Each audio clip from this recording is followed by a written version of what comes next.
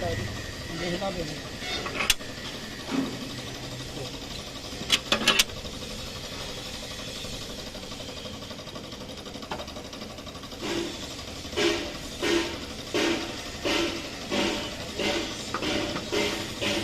ਯਾਰ ਇਹਦੇ 4 ਕਟਰ ਹਵਾ ਵਾਲੇ ਆ।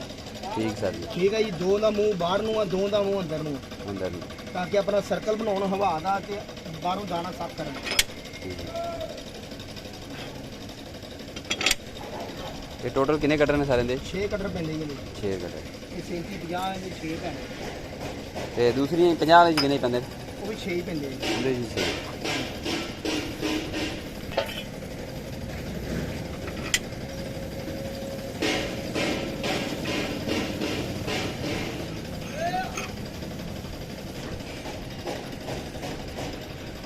ਪਰ ਇਹ ਥੋੜੀ ਚਾਹੀਦੀ ਹੈ,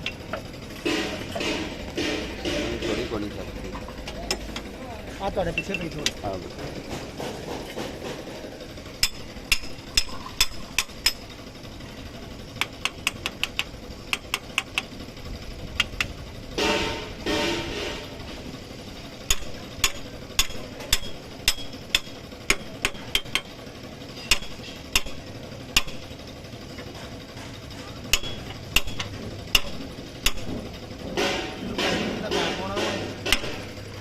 ਕਿਹੜਾ ਸਰ ਜੀ?